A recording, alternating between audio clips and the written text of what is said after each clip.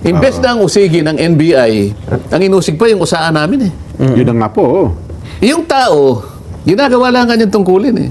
Di ba? At ang pinaka-latest sen, ipinag-utos ng ombudsman ngayon na suspendido ang inyong Sergeant at Arms sa si Mau Aplasta. Ano ang basis niya? Yun daw pong, nauna siya nagpaputok doon sa Senado.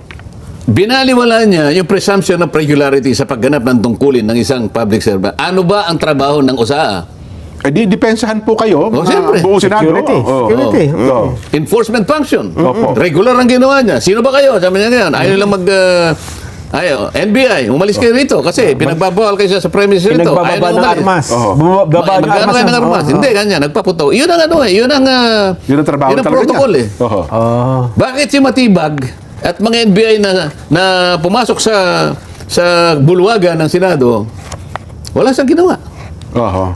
Diyan makikita po ninyo kung paano ang pagkakaiba, yung totohanan na pagpapatupad po ng ating mga batas. Bakit si Rillanes pumasok doon, nagwawagayway, nagseserve ng warrant of arrest, hindi man lang pinahuli ng ombudsman? Oho. Pinailan ba? Wala po. So yun pala, So pwede bang questionin yun? Kasi parang, kailan ba ang implementasyon ng Kaya suspension? sinasabi ko sa inyo, questionin mo. Kaya ko sinasabi na. Oho, di ba? Kasi kung ganun pala ang ginawa niya, Binugbog nila yung isa sa miyembro ng usahan namin. Nakano na sa simento, sinipa pa eh. ayun, tsaka dinadala pa po sa Meron sasakyan. bang sinabi ang ombudsman para suspendin lahat yung gumawa ng ganun? Yun lang pinasok kami. Oo. Mali na yun eh.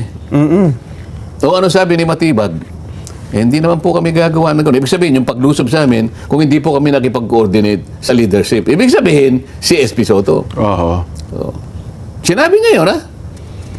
Sana wag niyang itanggi sapagkat narinig ng mga kasama ko.